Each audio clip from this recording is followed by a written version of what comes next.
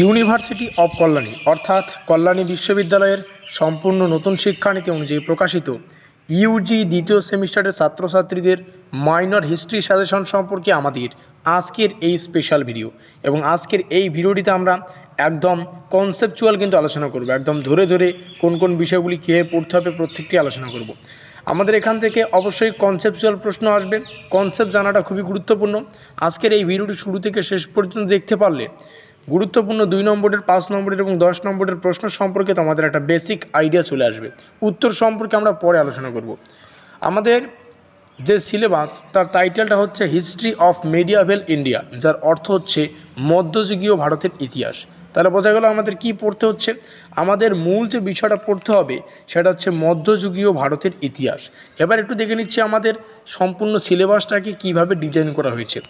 আমাদের সিলেবাসের ইউনিট 1 বা প্রথম অধ্যায় যেখান থেকে পড়তে হবে দিল্লি সালতানাতের অধীনে উত্তর ভারত এবং সালতানাতের একাকীকরণ।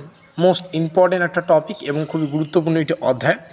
1206 খ্রিস্টাব্দ থেকে 1286 খ্রিস্টাব্দ এখানে সময়কাল আমরা দেখতে পাচ্ছি। পড়তে হবে খলজি বিপ্লব সম্পর্কে। খলজি বিপ্লব থেকে গুরুত্বপূর্ণ 2 নম্বরেরও প্রশ্ন আসে, 5 নম্বরেরও প্রশ্ন আসে, আবার 10 নম্বরেরও প্রশ্ন আসে। অর্থাৎ মোদ্দা কথা এই ইউনিট থেকে পরীক্ষায় প্রশ্ন আসবেই। খলজিদের অধীনে সর্বশক্তিমান রাষ্ট্র সম্পর্কে পড়তে হচ্ছে। সংস্কার ও পাল্টা সংস্করণের তুগলক যুগটা আলাদাভাবে পড়লেই ভালো হয়। দিল্লি সালতানাতের পতন পড়তে হবে। বিজয়নগরের কনসেপ্ট রয়েছে। বাহমনি এবং বাংলার উত্তরসূরি রাজ্যগুলি সেই সম্পর্কে পড়তে হবে।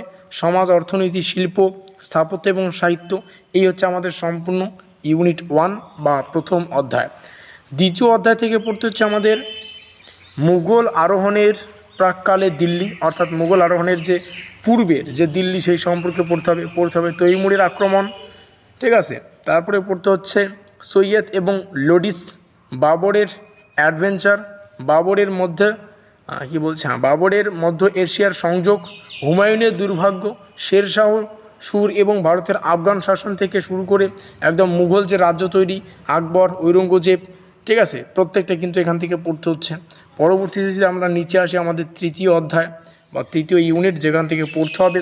আজকে জাস্ট বেসিকটা জেনে নাও যে কী কী রয়েছে সিলেবাসে। আমরা পরবর্তী অর্থাৎ পরের ভিডিওটিতেই কিন্তু আমরা প্রশ্ন অর্থাৎ গুরুত্বপূর্ণ বাছাই করা প্রশ্নাবলী তোমাদের সামনে শেয়ার করব। ইউনিট 3তে তোমরা দেখতে পাচ্ছ যেখান থেকে পড়তে হবে কৃষি সংকট এবং মুঘল সাম্রাজ্যের পতন, আঞ্চলিক রাজনীতিগুলি পড়তে হবে।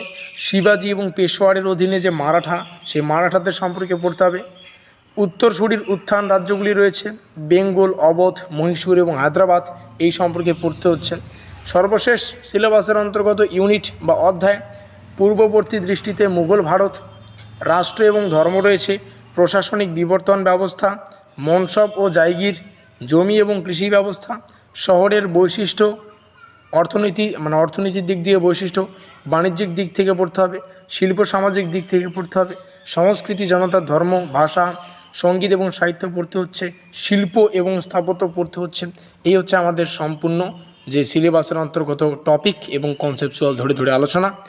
ডেসক্রিপশন বক্স চেক করতে পারো, যেখানে প্রিভিয়াস ক্লাসগুলির বা অনেক ক্লাসের লিঙ্ক তোমরা পাবে, কিংবা যদি বিস্তারিত জানতে চাও চ্যানেলের প্লেলিস্ট তোমরা দেখে নিতে পারো।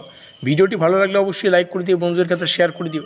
যেমনটা আমরা আলোচনা করলাম, এর পরের ভিডিওটিতেই এই সিলেবাস থেকে একদম বাছাই করা গুরুত্বপূর্ণ, মোস্ট ইম্পর্টেন্ট, একদম বাছাই করা গুরুত্বপূর্ণ পরীক্ষার জন্য প্রশ্নাবলী, ছোট প্রশ্ন অর্থাৎ 2, 5 এবং 10 নম্বরের প্রশ্নাবলী তোমাদের সামনে আমরা হাজির করব।